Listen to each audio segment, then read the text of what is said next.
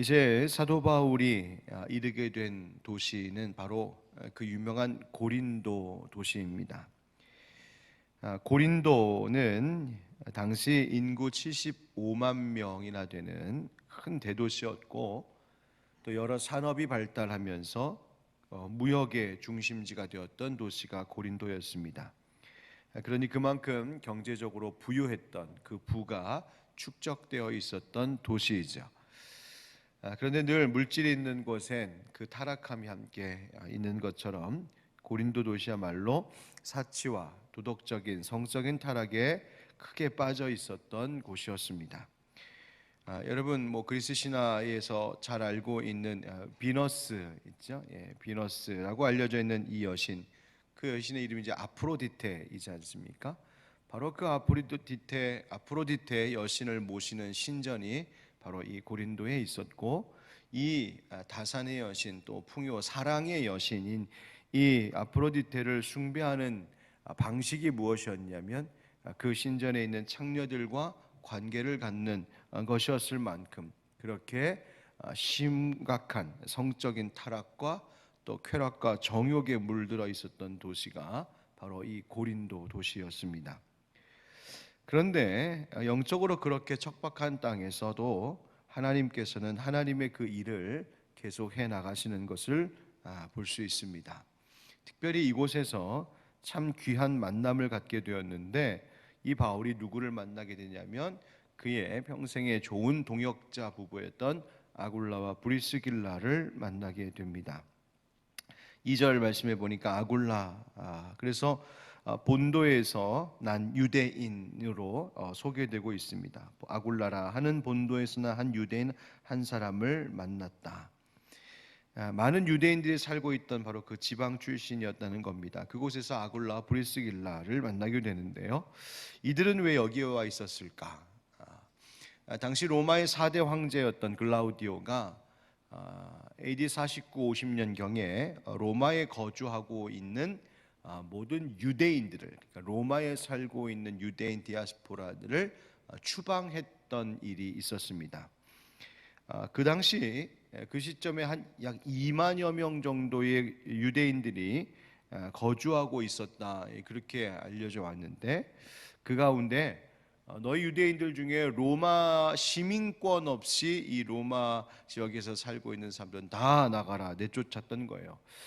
그 이유가 유대인들의 계속적인 폭동 때문에 정치적으로 종교적인 여러 가지 일들로 유대인들에게서 계속 문제가 일어나니까 시민권, 로마 시민권 없는 유대인들 다 쫓아냈습니다. 바로 그때 그 정책에 이 아굴라 브리스길라 부부도 로마를 떠나 고린도까지 밀려오게 된 것이죠. 이 고린도에서 천막 만드는 일을 하면서 생계를 이어가고 있었습니다. 바로 거기서 그 고린도에서 바울을 만나게 되고, 같은 직업을 갖고 있었기 때문에 함께 생활하게 되었고, 복음을 받아 바울의 귀한 동역자들이 되었던 것이죠. 여러분, 바울도 그렇고 아굴라 브리스길라도 그렇고 밀려 때로는 너무나 어려운 상황과 과정을 통하여서 있는 현실의 어려움 속에서도 하나님께서 예비하신 그 일들을 이루셨고, 그곳에서 좋은 만남을 주시고 좋은 동역자를 붙여주셨다는 것을 볼 때 이 은혜가 우리의 삶의 여정 가운데도 있기를 간절히 소망하게 됩니다. 여러분, 어렵고 힘든 일들을 만나고 뜻하지 않은 일로 인하여서 삶에 많은 변화들이 있어야 되는 이 시점에도, 그러나 하나님께서 우리의 인생의 길에 붙여주고 만나게 하시는 선한 사람들, 귀한 동역자들, 위로하고 함께 협력할 수 있는 믿음의 동반자들을 하나님께서 붙여주시는, 그래서 그들로 인해서 큰 위로와 힘을 얻는 그런 우리의 삶이 되기를 간절히 축복합니다. 또 우리 하늘빛 광성교회 형제 자매들, 우리 성도들의 관계가 이렇게 바울과 또 브리스길라 아굴라 부부와의 관계같이 그렇게 복음을 함께 나누고 사랑을 나누고 함께 주의 일 위하여서 헌신하는 그런 귀한 동역의 만남 관계가 될 수 있기를 주의 이름으로 축복합니다.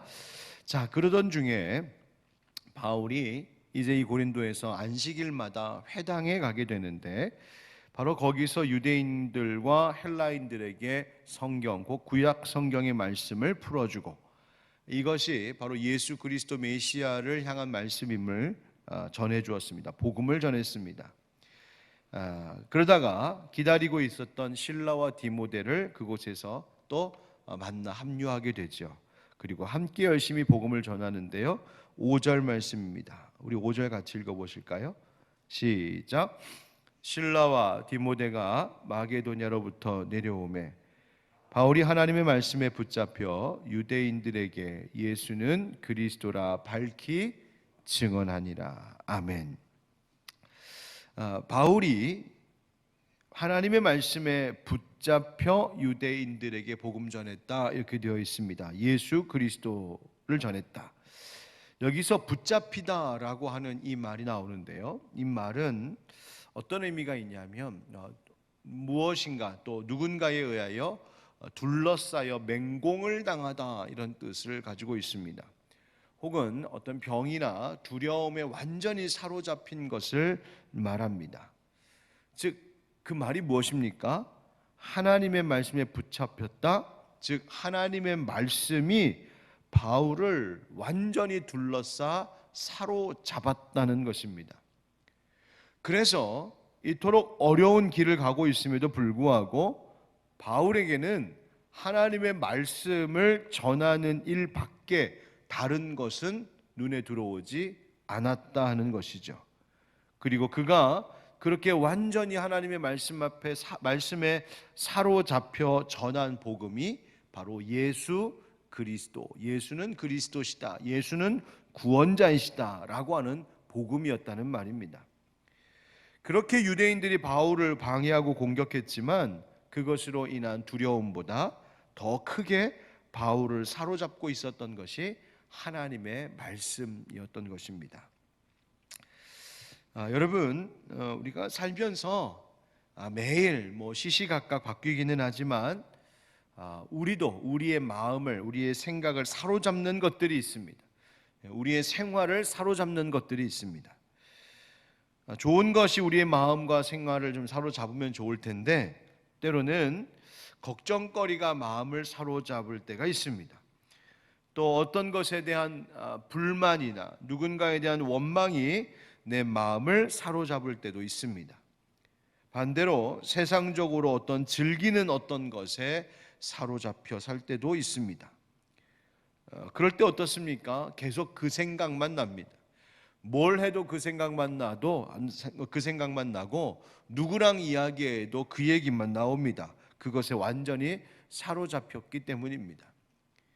아들 군대 보낸 부모님은 길을 가다가 별로 평소에 보이지 않던 군인들이 어쩜 그렇게 많이 보이는지, 신혼 때 아내가 임신을 하니까 그 전까지는 한 번도 눈에 들어오지 않던 임산부들이 왜 그렇게 많은지, 이게 사로잡혀 있기 때문에 그렇습니다.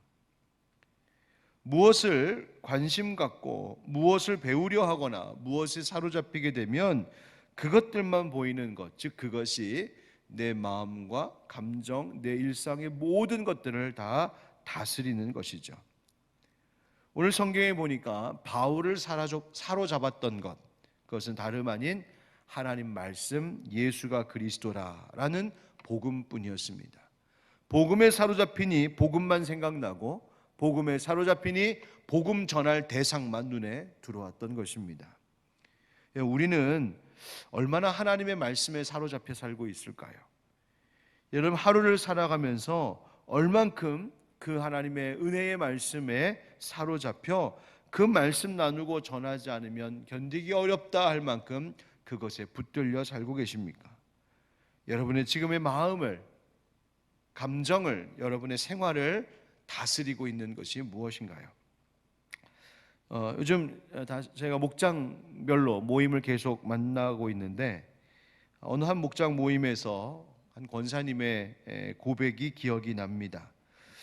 그분이 뭐라고 하셨냐면, 목사님, 이 코로나 때에 참 어려운데 하나님의 말씀에서 얻는 즐거움이 아니었으면, 하나님의 말씀을 읽고 묵상하고 깨달으며 받는 그 은혜의 즐거움이 아니었으면 못 견딜 것 같았어요 라고 하시는 고백을 들었습니다. 얼마나 감사했는지요. 여러분, 우리도 그런 삶에 대한 사모함과 열정을 가져보았으면 좋겠습니다. 이번 연말 연시 이 겨울에 내 마음과 내 삶을 사로잡는 것이 다른 어떤 것이 아닌 하나님의 말씀만이 나를 둘러싸 붙드는 그 귀한 은혜, 그 영적인 감격을 누리며 살아가는 이 연말 연시에 우리 모든 성도님들 되시길 주 예수 그리스도의 이름으로 축원드립니다. 아멘. 자, 바울이 그렇게 복음에 매여 하나님의 말씀을 전하는데 그 복음을 듣는 사람들의 반응은 썩 좋지 않았습니다. 6절 말씀에 보니까 그들이 대적하여 비방하거늘 바울이 옷을 털면서 이르되 너희 피가 너희 머리로 돌아갈 것이요 나는 깨끗하니라 이후에는 이방인에게로 가리라 하고. 아멘. 사람들이 바울의 복음 전하는 이 메시지를 듣고는 대적했다, 비방했다, 즉 회방을 놓았다는 것입니다. 그러자 바울이 얼마나 그 마음이 상하고 실망하고 지쳤겠어요.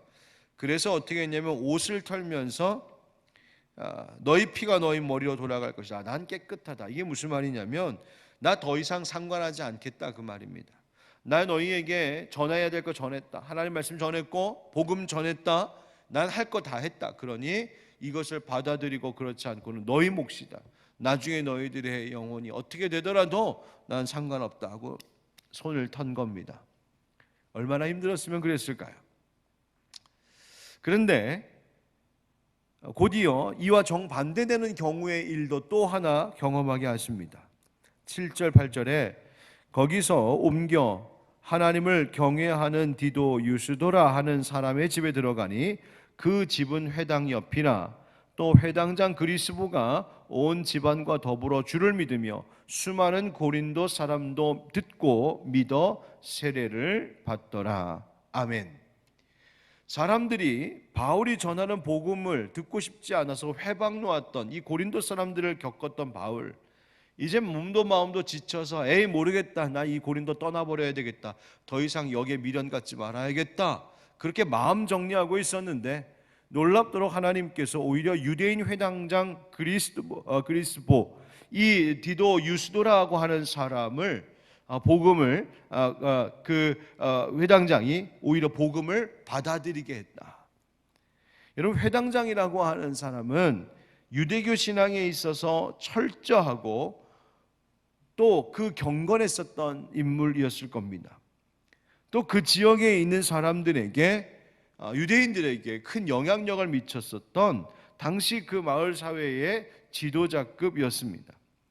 그런 사람이 지금 복음을 받아들이고 그리스도인이 되었으니까 여러분, 그 영향력, 그 파급력이 얼마나 컸겠어요. 그래서 함께 예수를 믿게 되는 고린도 사람들이 생겼다 하는 말입니다. 복음의 열매가 생겼어요.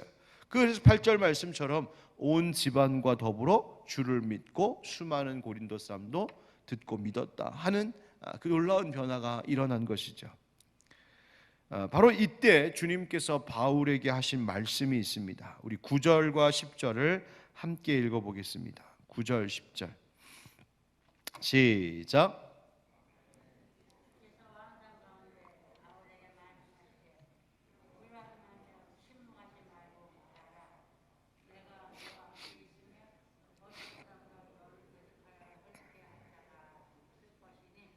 이는 성중에 내 백성이 많음이라 하시더라. 아멘. 바울과 실라가 복음을 전했을 때 그것을 대적하면서 복음 전하는 것을 거부하고 비방하는 사람들도 있었고, 놀랍게도 오히려 복음을 믿고 받아들이는 회당장 그리스보가 같이 있었습니다. 전혀 다른 반응이죠. 여러분, 여기서 우리가 무엇을 깨닫게 될까요? 주님께서는 주님이 원하시고 기뻐하시는 그 선한 일을 하고자 하는 자들을 계속해서 함께 하시고 격려하시는 주님이심을 깨닫게 됩니다.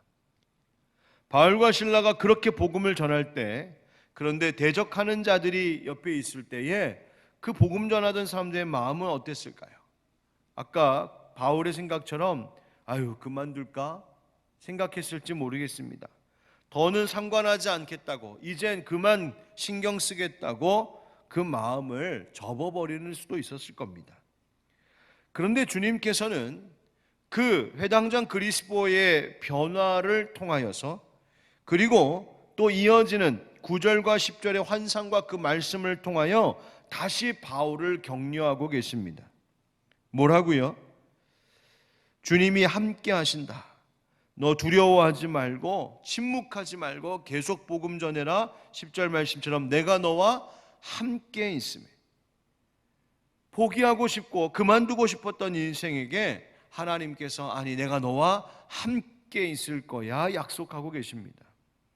뿐만 아니라 10절에 너를 대적하여 해롭게 할 자가 없을 것이라 말씀하십니다. 주님이 우리를 안전하게 보호하시고 지켜주신다는 말씀입니다. 뿐만 아니라 이는 이 성중에 내 백성이 많음이라. 무슨 말입니까? 하나님께서 택하여 예정하여 구원하고자 하시는 하나님의 백성들이 이 고린도 성에 많이 있다는 겁니다. 즉 주님은 주님의 계획을 반드시 이루시는 분임을 성경에 나타내 보이고 있습니다. 그래서 11절 말씀에 1년 6개월을 더 머물면서 그들 가운데서 하나님 말씀을 가르칠 수 있었다. 바로 그 이야기입니다. 여러분, 우리 주님께서 지금도 우리에게 말씀하심을 꼭 기억하시기 바랍니다. 뭐라고요? 두려워하지 말며 침묵하지 말고 말하라고 말씀하십니다. 무엇을요? 다른 것 아닙니다. 예수가 그리스도이심을 말하며 살라는 것입니다. 여러분, 이 말씀에서 우리가 얻는 교훈이 뭡니까? 복음을 위해서 살아가는 삶, 복음을 따르며 살아가는 삶, 여러분 포기하지 않고 용기 내시기를 주님 이름으로 축복합니다. 예수님 때문에 견디며 살아가는 그 삶을 여러분 포기하지 않기를 바랍니다. 예수님께서 사랑하시고 용서하시고 예수님께서 하나님의 나라 위하여서 말씀하신 그 모든 것들을 우리가 따라 행하는 일에 포기하지 않는 우리가 되기를 축복합니다. 예수님 가신 십자가의 길 따라서 가는 삶 멈추지 말고 포기하지 말고, 내 믿음 생활 알아주는 사람 없고 듣는 사람 없다고 입 닫고 우리가 살아가지 말고 어디에서든지 예수가 그리스도이심을 삶으로 또 우리의 선포로 그렇게 전하며 살아가는 사명 감당하는 우리가 되기를 축복합니다. 하나님께서 예수 복음 이하에서 살아가는 그 성도들에게, 주의 자녀들에게 계속해서 격려하시고 함께 하신다 하시는 약속으로 우리에게 힘 주실 줄 믿습니다. 그 능력으로 살아가는 또 이 연말 되기를 예수님의 이름으로 축원드립니다. 아멘.